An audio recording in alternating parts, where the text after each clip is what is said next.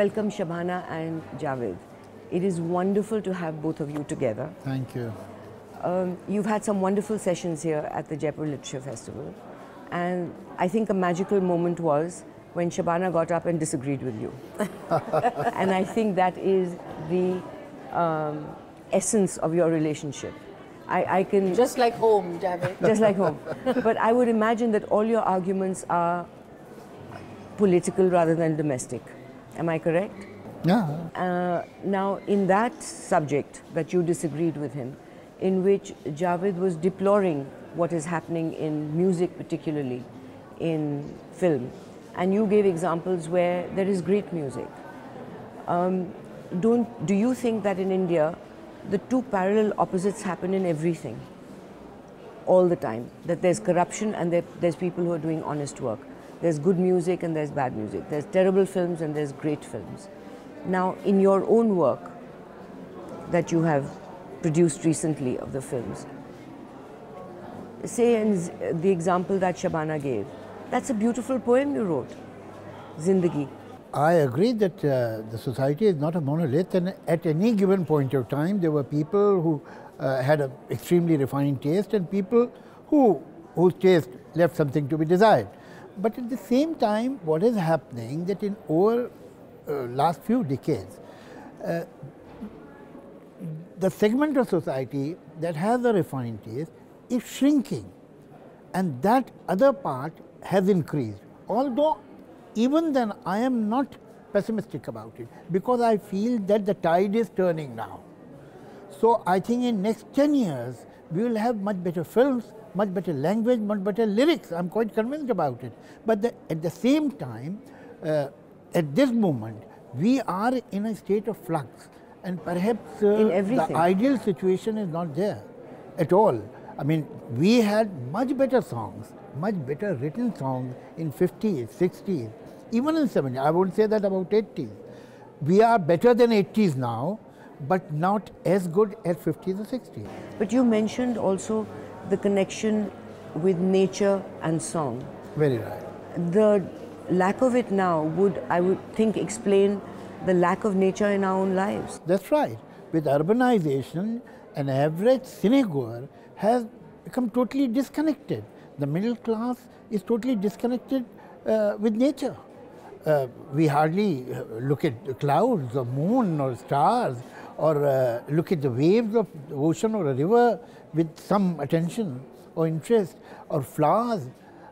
So what has happened that all these things, since they are no longer the part of our daily life, they have vanished from the music, from the songs also, and the songs have become more prosaic. Shabana, your last film that is now being released, Midnight's Children, that has a lot of nature in the filming of it, and the music also is absolutely stunning. When you saw the script, did you think at all that it was controversial or there would be trouble? Or No, but Midnight's Children is not a controversial book, and nobody's ever had problems with Midnight's Children. It's really a landmark book, if anything. And so I didn't envisage for a moment that there would be any kind of problem with the filming of Midnight's Children, because it was largely a very celebrated book which was also non-controversial. And when all this happened with Salman Rushdie last year at the Jaipur Literature Festival, I would presume that you were against the people who were protesting his arrival. I was there, and ultimately few people who went on the dais, I was one of them, and I made a point that, see, a particular novel has been banned, rightly or wrongly, that is not our topic, but the government of India has banned that novel. Like a film can be banned by the government has the right to ban a particular picture, but the government doesn't ban the director, that now you will not make any film in future. The same way, if this book is banned, the author is not banned, the author is coming. Why are you clubbing the author with one particular book? All right, that book is banned. But at the same time, those who read the book publicly, I don't agree with them also. Because if the book is banned and you think it is wrong, go to the court, legally take the case to the court, tell the government, tell the court that it is wrong, and see to it that the band is removed, and then you read it. But if you are reading a banned book publicly, you are breaking a law. But when you protest civil disobedience, which Shabana has been in many forms participating, particularly in Mumbai in the past, that is part of our culture also, isn't it? That this is how we protest. Okay, so some people are protesting against Salman Rushdie. But whether it's a right protest or wrong protest, those people were also protesting. I don't approve of their protest. They had no right. I mean, they are not morally right to stop the author. These people are not morally right to read the book publicly because it's a banned book. You think it should not be banned? Go through the legal channel. You don't want Salman Rushdie to come? Go to the court. Tell this man should not come. Let's see what the court says to you. Shabana, you've been, yesterday you were involved in releasing this book on women, on girls, and you were active also during the protests and demand for justice of this girl who was raped in the bus. What do you think exactly should be done to protect our girls and protect ourselves? Justice Verma has come up with a whole lot of suggestions. I don't know if you've seen them. Do you approve of those, or do you think more should be done? Firstly, I am really pleased that Justice Verma's committee report has come out in such a record time. I haven't read all of it, but many of the recommendations are those that I also totally agree with. And knowing Justice Verma, I think it is a remarkable feat in itself that it was brought out in such a record time. I think some very quick actions have also been taken in the wake of this horrific gang rape.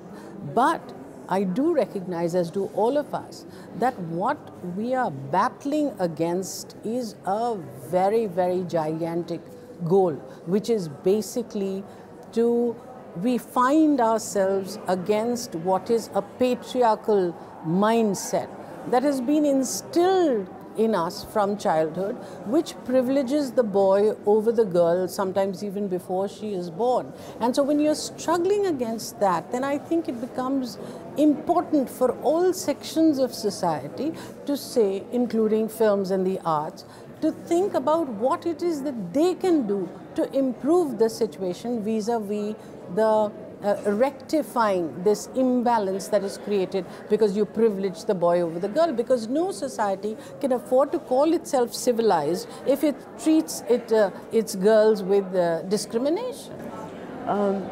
Two things. One, all the statements made by various gurus and politicians which showed their mindset, exposed, which they said that it was the girl's fault. If the girl had called him a brother, she would have been saved, and various things. That she shouldn't have been out at night. What was she doing out at that time? In reality, if we have to face it, 90% of Indians do think like that. And exposure of those statements, which many people in the press and others were outraged. The fact of the matter is we are dealing with the majority of people, as you said, that there's a huge battle ahead of people thinking like that. And yesterday in one of your sessions, they brought up the point of these item songs, and you had very strong opinions on whether these actresses should be doing these songs or not. And you gave the example of Katrina Kaif coming out with a bikini, which was shown fleetingly as part of a story. So when you see people like Katrina Kaif in other situations, Sheila Ki Jawani and Deepika, do you disapprove of those kind of very sensual, sexual, body-exposing items? Firstly, my plea is for a nuanced debate on this. It is very easy to make the film industry the next favorite foe and say everything that is wrong with our society is due to the film industry. And many men see that and they don't go and rape someone. The point is, of course, it's completely facetious to argue that people rape because they watch rape in the Hindi movies. Having said that, I think the time has come for every section of society to reflect and to soul search and to analyze. And what I am making a plea for is really an informed opinion. And so there are item numbers, and not each one of them is as terrible as the other. It also depends when it is accompanied by vulgar lyrics and by voyeuristic camera angles, because the business of cinema is the business of images. And when you show a woman's body in fragmented bits of a heaving bosom, a swiveling navel, or a swinging hip, you rob the woman of all autonomy and make her surrender to the male gaze and thereby objectify herself. Now, I am a great person for believing that it's fantastic to have the celebration of a woman's sensuality in a society particularly that has been repressed as we have been. But there is a fine line between celebration of sensuality and allowing yourself to be objectified. It has everything to do with the intention of the filmmaker, because it is possible for a fully clad person to look completely vulgar and for a completely naked person to look really beautiful. So that's why we need to inform ourselves before we flaunt one as an expression of power, of being empowered, when actually you aren't really. So it's very, very important to make informed choices. A lot of time people think that they are making choices, but they're not. Because, for example, if I go back to what is a patriarchal society, so often people say it's all right if it's consensual. But how often does it happen that a husband beats a wife and the wife thinks it's all right for her to be beaten by the man because she has internalized the patriarchal mindset herself? So she's not informed when she's making that decision, and it is our business, particularly as cultural artists, to create space for that discussion. I've heard women say that I deserved it. Absolutely, they do believe it. And parents say, कि, how can you leave the husband? एक थप्पड़ मार दिया तो क्या हुआ? He might have been in a bad mood. But as somebody who has done extremely adventurous films, especially in your youth with Benegal, and you really did some amazing female-oriented roles. You did Godmother. You've done amazing. You've really crossed a lot of boundaries for women. You're in a unique position where you could actually give this wisdom to the younger actresses and talk about the nuances that you're talking about, the fine line between celebrating the sensuality of a woman and a man, in fact, and just being used for vulgarity. Would you do that? We're already doing it, and it's not just me. It's also a lot of the younger filmmakers. It's also Zoya and Farhan and Ashutosh and Rakesh and Prasoon. There are a whole lot of them really taking it very seriously and saying, but you see what the problem here is, Madhu, is I think that a lot of people from the film industry who even feel this way are hesitant to verbalize what they want, what they think should be discussed, for fear of being appropriated by the moral police. Now, in a country where freedom of expression seems to be shrinking every day, you don't want a handful of people to suddenly decide the fate of a film and say कि नहीं उसने ऐसे कपड़े पहने थे इसलिए ऐसा हुआ. So you see, that's why I'm saying the nuanced debate. And that it's scary, and it is shrinking in a society in which everything is compressed to the sound bite, and so it's either a yes or it is a no. So I call it the bushifying of India. Either you're with us or you're against us. We are with neither. We need to expand that shrinking space is what I'm urging. Javed, as a man... very quickly, I would like to give my point of view about this. First of all, I have not read the committee's report in detail, but whatever salient features I have read, I couldn't agree more with Justice Verma. I think each and every point makes sense. One will read the details also. Another thing, that in a way, obviously it was in extreme bad taste, the kind of remarks one heard from, not only from the politicians, but certain so-called spiritual gurus also. They were horrible. But in a way, I'm happy that it happened. Yes, because the disease can only be tackled if we can see the symptoms. See what the pus, let the pus come out. How do you develop immunity in a person? By injecting the germ of the same disease and the body develops resistance. These people injected the germs of that prejudice, that bias, that wrong set of values, that we have to develop an immunity against. And that is what happened, that the society by and large reacted. Even if some people were, without articulating it in so many words or thinking so very clearly, had these prejudices, they had to face these statements and realize that they are wrong. So perhaps in a way, it was for them, from their point of view, it was counterproductive. Because when they said that, the society by and large reacted and realized how wrong this point of view is. You know, I'd like to add to that. In fact, I am reiterating what Javed is saying in a different way. I think all these politicians who made these dreadful statements, I was completely stunned by it, because I said, even if they believe this, how can they say it? They don't know it's politically incorrect. But I don't think it was as innocent as that. What they were actually doing were reaching out to constituencies they thought believe that it is really the girl's fault. And so it was the constituency that they imagined that they were reading out to. But like Javed says, there was such a huge outcry from society that even the constituencies who would have preferred to believe that suddenly, no, it's not kosher, this is not something that we can say. What happens if I have a wrong value or if I have a wrong belief and somebody says it, makes me face it, then I realize the absurdity of it. I think by and large society realized because of these people too.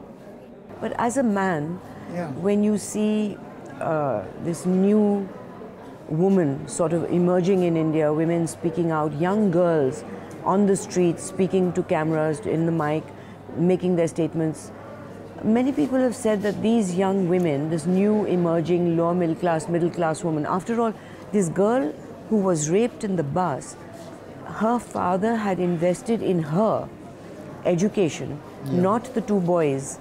She was the eldest, and he was making a change in their lives and investing in her, that she was going to pull them out of poverty as a physiotherapist.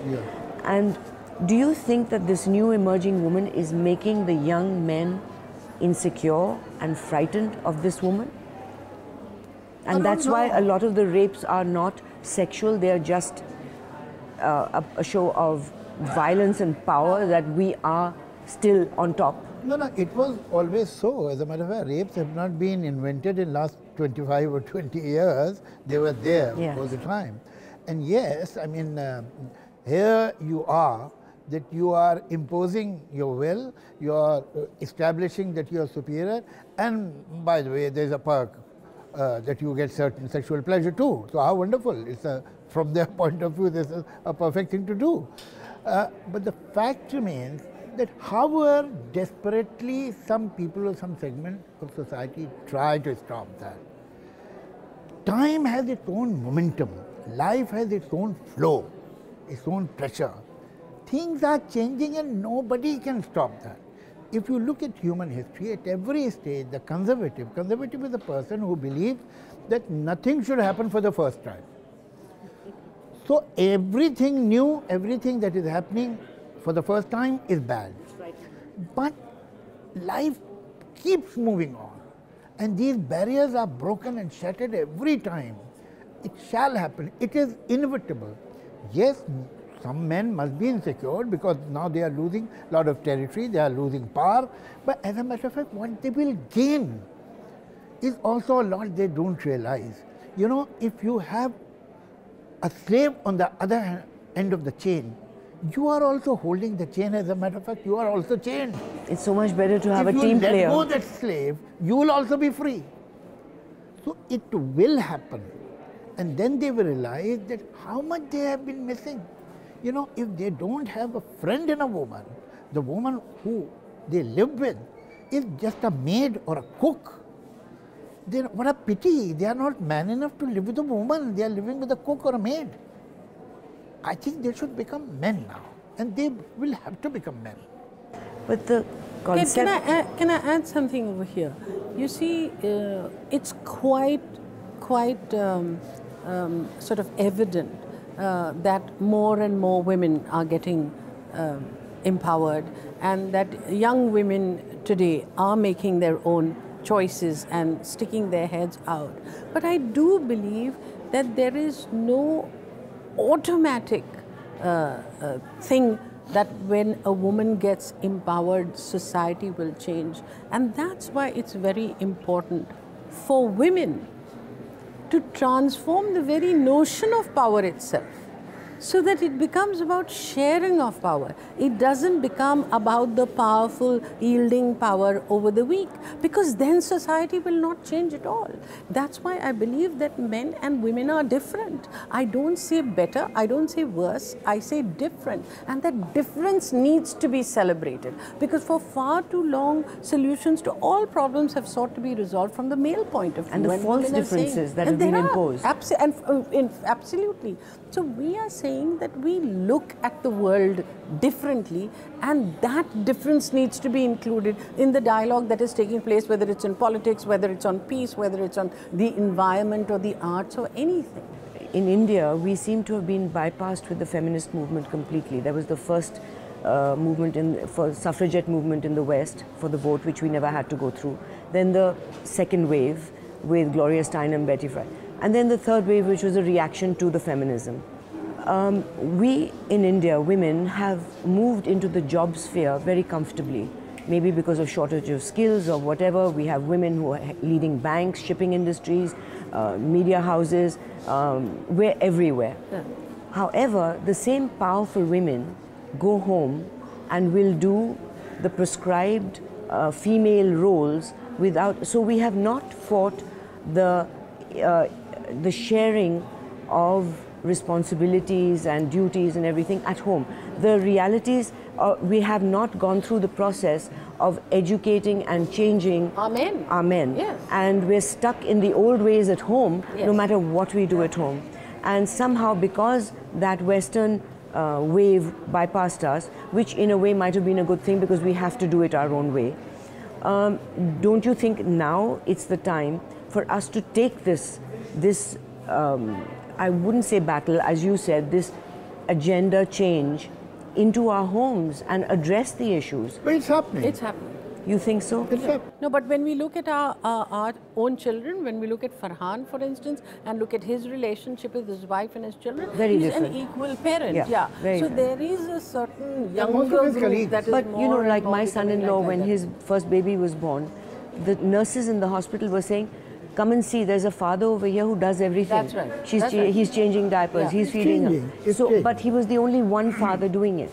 Yeah. And he was unique. He was a specimen in the zoo to come and see. Nurses were But pointing him out. इसके साथ साथ जो आप कह रहे हैं ये बिल्कुल सही है कि absolutely we want this new young man as well who understands that now, because the woman, you see, earlier there were very clear divisions because the woman was staying at home and she was only looking after the home and the children. Now she's also going out and working, so she's Sometimes with a sharing bigger what the paycheck. man. Yes, absolutely. And yet, if you see, if the child falls ill, it is automatically assumed that it is the mother who will stay at home. And who decided that the mother's work is less important than the father's? Is it the paycheck that decides it?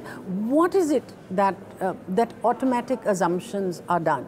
But on the one hand, you have to do this. On the other hand, also what is happening, and I think that happens in process of initial change, where young girls today are almost having like textbook notions of equality. So if I pick up your shoes, you have to pick up my shoes, otherwise we are not equal. We also have to say, so when I look at people in my mother's generation, yes, love, and you cannot sort of create laws about love. And when I look at people like my mother, I see she was a working woman. I saw she was insanely in love with her husband. She brought up children. She had her own profession and she kept beautiful house. But it was her choice. She wanted a beautiful First of all, house. people have to, I think we have very little, as a society, we have very little experience of equality. We don't understand it totally. We know how to dominate. We know how to get dominated very happily. But we don't know how to have equal relationships. Now, what is equality? I think both men and women are by and large confused about it. Trapped. Equality doesn't mean that being equal in any situation. In no situation, two people will be exactly equal. One of them will be superior. One of them will be dominant. But what is equality? That this should not be a permanent situation. So not same, if but the equal. roles are defined on permanent basis, then there is a problem. If it has been decided that who is more equal, then there is a problem. But if the roles keep on shifting according to the situation and moment, But Javed, then this it's concept fine. of the Indian male, the maryada, that has been so destructive. Men are trapped in it. मर्यादा और उसमें पतिव्रता और ये और वो सब है. It is fading out and nothing can stop it. Important बात यह है कि आप ये सोचें इसे रोका जा सकता है, ये मर्यादा वैसी की वैसी डिफाइन रहेगी. Not possible. Things go, things change, and at every stage there have been people who tried to maintain the status quo at every stage. As a matter of fact, you and me who are sitting at the moment, we are so different from if we look back 2 generations back, but the change occurred. Nobody decided at a particular moment, now the next generation will change. No law was passed. Change. No law was passed. But then, don't say, these laws are necessary. What Justice Verma is suggesting, that law should pass. But at the same time, society has its own thrust. Socio-economic pressures are there and they will change everything, and they are changing everything. Some people will protest, some people will be unhappy, they will remain unhappy, and they will wither away. People die. So that generation will go away. Some new people will inherit this planet, and there will be different people. And it is happening every day. The politics of Hollywood, of Bollywood, in the sense that there's so many different kinds of films being made, and you talked about it in one of your sessions. There has been so much of reiterating of stereotypes, which of course now films have come out which are completely turning it upside down, which are so joyful. Let me point out, now it is fast becoming a cliche. If you see many big budget films, big pictures, I'm not talking of parallel cinema or experimental cinema or more realistic cinema, I'm talking of mainstream big budget movies. In many of them, you will see the girl who is very aggressive, who can say anything, Chatpati. who can say, I am in love with you, and so on and so forth. She is not a moralist, she is not a pativarta. She, as a matter of fact, says that before marrying somebody, I want to have some affairs. And she remains the heroine. So things are changing even in the mainstream. Shabana, do you think that it's important for women to get involved? Like, I know Zoya was involved in a session at the Tehelka Think Festival. And one of the things that was very irritating to all the 3 filmmakers who happened to be women was that they were addressed constantly as women filmmakers. Until finally one of them said, you know, I can't believe I'm sitting over here. I can't believe I'm listening to these stupid questions. We've told you that we're not women filmmakers. We make films. We happen to be. This kind of, the media is still slotting stereotypes. You know, I think we need some more discussion in that, because I have no problems with being called a woman filmmaker or an Asian filmmaker, because I think the fact that you're a woman should inform the choices that you make. So as a filmmaker, it is not necessary that you make films only about women or about women empowerment. But surely the gaze should be female, at least I should hope so. So whether it is crime, or it's a crime thriller, or it's a romantic love story, or it's a horror film, I do expect the fact that you're Asian, the fact that you are a woman will inform, the gaze will be that. I think the problem is because not enough thought has been given to it. Why do you react to being called a woman filmmaker? Because somehow you believe that because the prefix woman suggests that it's a 3-legged race. But that is the notion that we need to change, not the fact that so you are it's labeled. like saying when you say चूड़ियाँ पहन ली, it's a symbol of power. बिल्कुल. Not weakness. बिल्कुल. Why? तो फिर मतलब why अगर आप चूड़ियाँ पहनते हैं तो my God, I want to celebrate a person today who is both man and woman, in whom the yin and the yang is perfectly balanced. I want women to have a part of them that has everything that a man has and retain that, and for men to have a side which is women, because that's what makes you into a wholesome person, and that's the I that is more complex and more interesting, I think. Going into another area about India, your early poems about Bhoop, the disparity that we live in wealth, and every day we are still faced with the disparity as we walk through any area in India. How does one live through this? There's always the guilt, then there's the immunity of not seeing. You become blind to it, and then you see it again. How does one survive in India when you are in this privileged position? It's not a matter of choice. It's not a matter. The establishment and the people who matter, people who call the shots, should know this will not do. You see, it is not possible to keep almost 70% people deprived, undernourished, and 30% people should make in the list of Forbes and richest Indians. Out of 100 richest people in the world, there are 4 Indians. And on the other side, there are 70% people who are poor. I mean, we have put our party line rather low than 2. According to government, there are almost 40% people who are below party line. This will not work. It's not possible. No country which is really developed country and can call itself a developed country can have this kind of disparity. Because you will never be able to make things work smoothly. Things are becoming uglier and uglier and harsher and harsher. You can't say everybody who is doing this actually is an anarchist and he is a criminal. It won't work. People want justice. What they are deprived of is fairness and justice.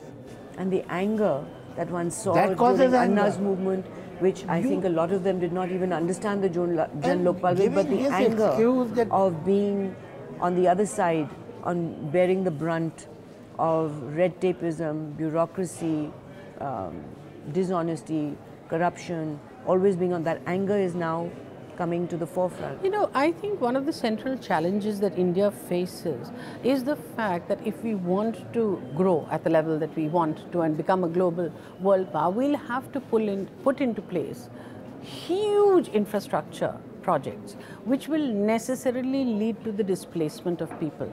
Now, unless the principle of social justice is applied to resettlement and rehabilitation, which so far nothing of that kind has happened, it is impossible that we will be able to stick to the progress that we imagine that we will get. Because if you look at how farmers are coming forward and not accepting the crumbs that are being thrown in their directions, you have huge industrial houses who have who've had to give up on a notion of setting up an SEZ, a special economic zone, because they've realized that they're not going to be able to deal with the wrath of the man who owns the land.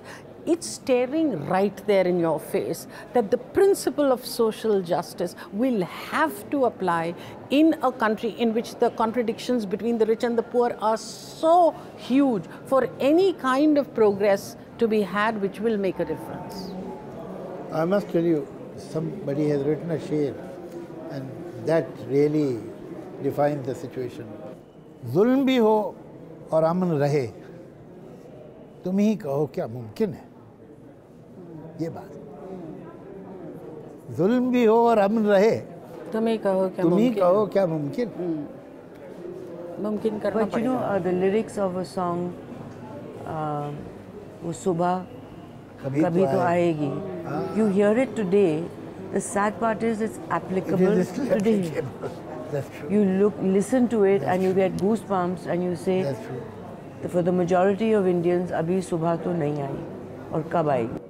नहीं, उसे आना पड़ेगा. Are you optimistic about it? Yes, I am. I am too. I am. Is it hard work to be optimistic? No, it is hard work. You have to ignore many things. You have to believe that this too shall pass. That is also true. But somehow, maybe I believe that because I'm optimistic, that there is a kind of collective wisdom in this nation. And ultimately, this nation realizes that this is not the path to take. But maybe sometimes a bit late, but we always realize. And we correct. Thank you very much, Javed. Thank you, Shabana. It's a pleasure. Thank you.